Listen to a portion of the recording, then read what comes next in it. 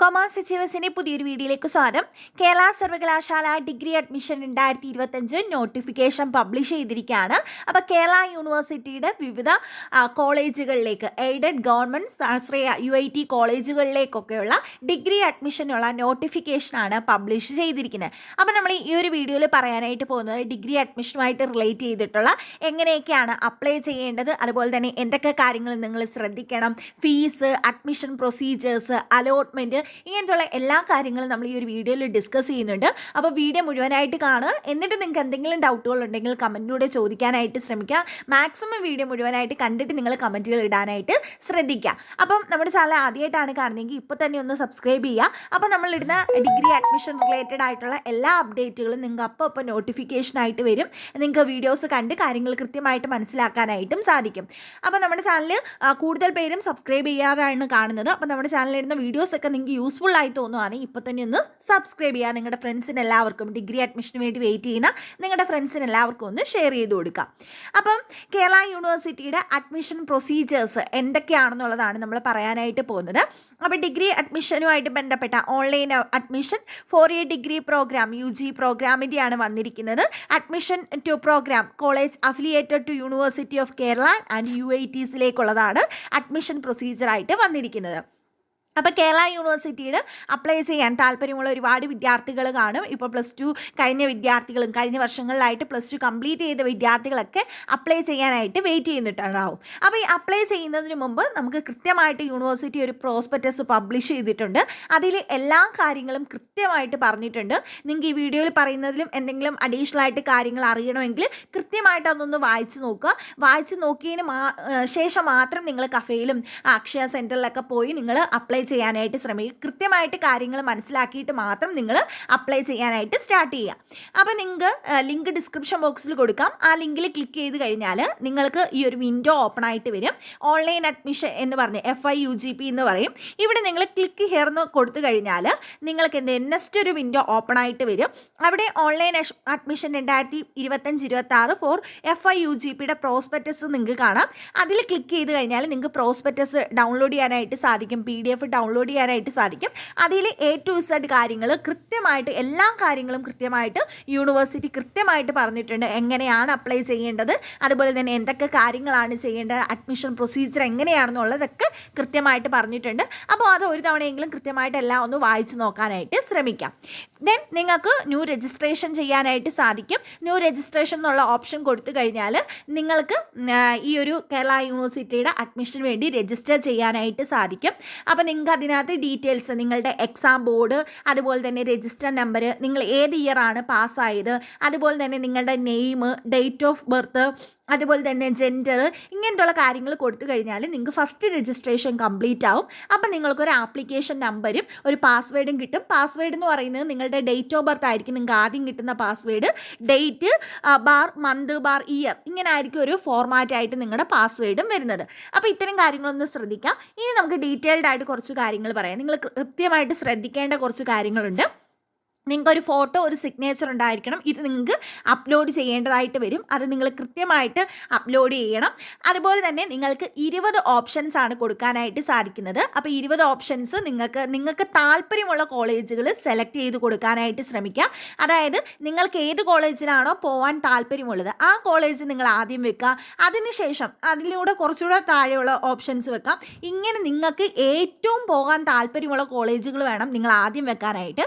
കാരണം നിങ്ങൾക്ക് ഏതെങ്കിലും ഒരു അലോട്ട്മെൻറ്റ് കിട്ടിക്കഴിഞ്ഞാൽ, ഇപ്പോൾ ഫസ്റ്റ് അലോട്ട്മെൻറ്റ് തന്നെ കിട്ടിക്കഴിഞ്ഞാൽ നിങ്ങൾ വെച്ചതിൻ്റെ, നിങ്ങൾക്ക് ഏത് കോളേജാണോ കിട്ടിയത് അല്ലെ ഏത് ഓപ്ഷനാണോ കിട്ടിയത് അതിന് തൊട്ട് താഴോട്ടുള്ള ഓപ്ഷനുകൾ ഓട്ടോമാറ്റിക്കലി റിമൂവ് ആവും. ഇപ്പോൾ എക്സാമ്പിൾ പറഞ്ഞാൽ നിങ്ങൾ വെച്ചതിൽ 5ാമത്തെ ഓപ്ഷനാണ് നിങ്ങൾക്ക് കിട്ടിയത്. അങ്ങനെയാണെങ്കിൽ 6 മുതൽ ബാക്കിയുള്ള 20 വരെയുള്ള ഓപ്ഷൻസ് റിമൂവ് ആകുകയും നെക്സ്റ്റ് അലോട്ട്മെൻറ്റിൽ നിങ്ങൾക്ക് കിട്ടിയതിന് മുകളിലുള്ള 4 ഓപ്ഷൻസ് മാത്രമേ പരിഗണിക്കത്തുള്ളൂ. അതുകൊണ്ട് തന്നെ നിങ്ങൾക്ക് ഏതാണോ വെക്കാൻ താല്പര്യം താല്പര്യമുള്ളത് ആ കോളേജ് നിങ്ങളുടെ പ്രിഫറൻസ് അനുസരിച്ച് ഓർഡറിൽ വെക്കുക. അതിന് ശേഷം മാത്രമേ നിങ്ങൾക്ക് താല്പര്യം കുറഞ്ഞ കോളേജുകളോ അല്ലെങ്കിൽ ബാക്കി കോളേജുകളൊക്കെ വെക്കാനായിട്ട് പറ്റൂ. വെക്കാനായിട്ട് നിങ്ങൾ ചെയ്യാവൂ. കാരണം എന്ന് പറഞ്ഞാൽ എല്ലാ വർഷവും വിദ്യാർത്ഥികൾക്ക് അബദ്ധം പറ്റുന്ന ഇതാണ്. അവർ ചിലപ്പോൾ ഓപ്ഷൻ വെക്കുമ്പോൾ തിരിഞ്ഞു പോകും. താഴെയായിരിക്കും അവർക്ക് താല്പര്യമുള്ള കോളേജുകൾ വരുന്നത്. പിന്നെ അവർക്ക് അതിന് മുകളിലുള്ള കോളേജുകൾ കിട്ടിയാൽ ഓട്ടോമാറ്റിക്കലി ഇഷ്ടമുള്ള കോളേജുകൾ എന്തായി പോകും, റിമൂവ് ആയിട്ട് പോകും.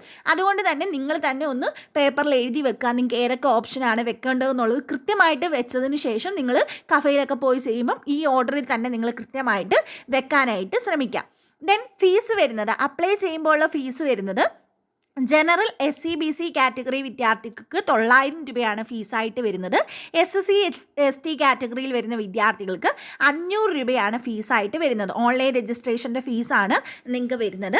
ഇനി നിങ്ങൾ ശ്രദ്ധിക്കേണ്ട കുറച്ച് കാര്യങ്ങളുണ്ട്. പറഞ്ഞല്ലോ 20 ഓപ്ഷൻസ് ആണ് നിങ്ങൾ വെക്കേണ്ടത്. ദെൻ നമുക്ക് ട്രയൽ അലോട്ട്മെൻറ്റ് വരും, ഫസ്റ്റ് അലോട്ട്മെൻറ്റ്, സെക്കൻഡ് അലോട്ട്മെൻറ്റ്, ഇങ്ങനെയാണ് അഡ്മിഷൻ പ്രൊസീജിയേഴ്സ് നടക്കുന്നത്. അപ്പോൾ നമുക്ക് അതിനുശേഷം യൂണിവേഴ്സിറ്റി ഡേറ്റ് ഒക്കെ പബ്ലിഷ് ചെയ്യും. അതൊക്കെ നമ്മൾ കൃത്യമായിട്ട് വീഡിയോസിൽ അതെല്ലാം നിങ്ങൾക്ക് വീഡിയോ നോട്ടിഫിക്കേഷനായിട്ട് വരുന്നതുമാണ്. അപ്പോൾ നമുക്ക് ട്രയൽ അലോട്ട്മെൻറ്റ് വരും. ട്രയൽ അലോട്ട്മെൻറ്റ് നമുക്കൊരു ഉറപ്പല്ല ആ കോളേജിൽ തന്നെ കിട്ടുമെന്നുള്ളത്. ഇപ്പോൾ ഇത്രയും അപേക്ഷ സമർപ്പിച്ച വിദ്യാർത്ഥികളുടെ ബേസിസിൽ ഒരു ട്രയൽ അലോട്ട്മെൻറ്റ് വരും. നിങ്ങൾക്ക് എങ്ങനെയാണോ +1 അഡ്മിഷന് ട്രയൽ അലോട്ട്മെൻറ്റ് വന്നത് അതുപോലെ തന്നെ ട്രയൽ അലോട്ട്മെൻറ്റ് വരും. അപ്പോൾ എല്ലാ വർഷവും അത് റീഅറേഞ്ച് ചെയ്യാനും നിങ്ങൾക്ക് കൊടുത്ത ഓപ്ഷൻസ് ഒക്കെ റീഅറേഞ്ച് ചെയ്യാനുള്ള അവസരമൊക്കെ വരും. അപ്പോൾ നിങ്ങൾക്ക് അങ്ങനെ കൊടുക്കാനായിട്ട് സാധിക്കും. പിന്നെ അതിനുശേഷം ഫസ്റ്റ് അലോട്ട്മെൻറ്റ് വരും. ഫസ്റ്റ് അലോട്ട്മെൻറ്റ് വരുന്ന സമയത്ത് ഫസ്റ്റ് അലോട്ട്മെൻറ്റ് വരുന്ന എല്ലാ വിദ്യാർത്ഥികളും യൂണിവേഴ്സിറ്റി ഫീസ് അടയ്ക്കേണ്ടതായിട്ട് വരും. ഓൺലൈനായിട്ട് തന്നെ യൂണിവേഴ്സിറ്റി ഫീസ് നമ്മുടെ പ്രൊഫൈലിലൂടെ തന്നെ യൂണിവേഴ്സിറ്റി ഫീസ് അടയ്ക്കാനായിട്ട് സാധിക്കും. ആ യൂണിവേഴ്സിറ്റി ഫീസ് അടയ്ക്കുന്ന വിദ്യാർത്ഥികളെ മാത്രമേ തുടർന്നുള്ള അലോട്ട്മെൻറ്റിൽ പരിഗണിക്കത്തുള്ളൂ. അതായത് സെക്കൻഡ് അലോട്ട്മെൻറ്റിലും തേർഡ് അലോട്ട്മെൻറ്റിലും ഒക്കെ. ഇനി നിങ്ങൾക്ക് ഇഷ്ടമല്ലാത്ത കോളേജാണ് കിട്ടിയെങ്കിൽ പോലും നിങ്ങൾ ഫസ്റ്റ് അലോട്ട്മെൻറ്റിന് ശേഷം യൂണിവേഴ്സിറ്റി ഫീസ് അടയ്ക്കണം. എങ്കിൽ മാത്രമേ നെക്സ്റ്റ് അലോട്ട്മെൻറ്റിൽ പരിഗണിക്കത്തുള്ളൂ. അപ്പോൾ ഫസ്റ്റ് അലോട്ട്മെൻറ്റിൽ നിങ്ങൾക്ക് ഒരു ഓപ്ഷൻ വന്നു കഴിഞ്ഞാൽ നിങ്ങൾ ആ ഒരു കോളേജിലല്ല, നിങ്ങൾ ആ യൂണിവേഴ്സിറ്റിയിൽ നമ്മൾ ഡയറക്റ്റായിട്ട്, അതായത് ഓൺലൈൻ ത്രൂ നമ്മുടെ പ്രൊഫൈലിലൂടെയാണ് നമ്മൾ പേയ്മെൻറ്റ് നടത്തുന്നത്. ദെൻ അതിനുശേഷം സെക്കൻഡ് അലോട്ട്മെൻ്റ് ആണ്. ഫസ്റ്റ് അലോട്ട്മെൻറ്റിന് ശേഷം നിങ്ങൾക്ക് ഈ ഒരു ഓൺലൈൻ ഫീസ് അടച്ചതിന് ശേഷം നിങ്ങൾക്ക് അലോട്ട്മെൻറ്റ് മെമ്മോ ഡൗൺലോഡ് ചെയ്യാനായിട്ട് സാധിക്കും.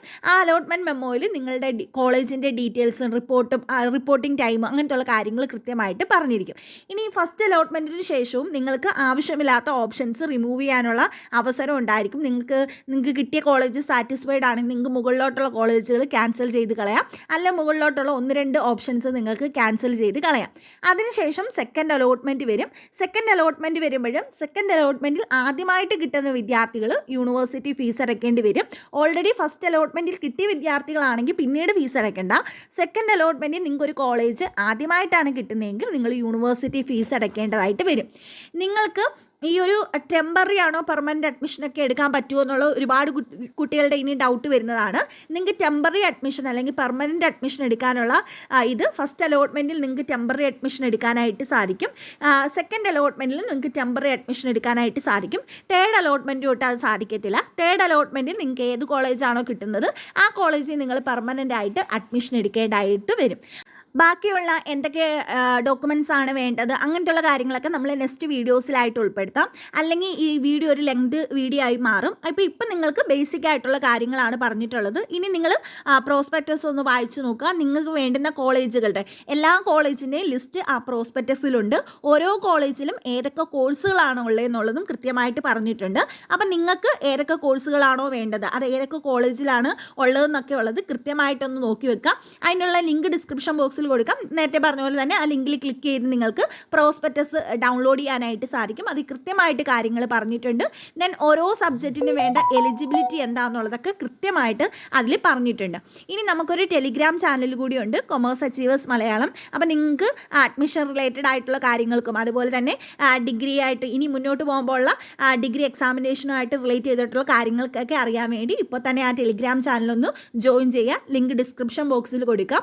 അതിൽ കഴിഞ്ഞ വർഷങ്ങളിലായിട്ട് 3-4 വർഷങ്ങളിലായിട്ടുള്ള വിദ്യാർത്ഥികളെല്ലാം ആ ഒരു ഗ്രൂപ്പിലുണ്ട്. അപ്പോൾ നിങ്ങൾക്ക് അവർ കൂടി നിങ്ങളെ ഹെൽപ്പ് ചെയ്യുന്നതായിരിക്കും. അപ്പോൾ താല്പര്യമുള്ള വിദ്യാർത്ഥികൾക്ക് ആ ടെലിഗ്രാം ഗ്രൂപ്പിലൂടെ ജോയിൻ ചെയ്യാനായിട്ട് സാധിക്കും. അപ്പോൾ നിങ്ങൾക്ക് എന്തെങ്കിലും ഡൗട്ടുകൾ ഉണ്ടെങ്കിൽ കമൻറ്റിലൂടെ ചോദിക്കാം. നെക്സ്റ്റ് ഒരു വീഡിയോയിൽ കാണാം. താങ്ക്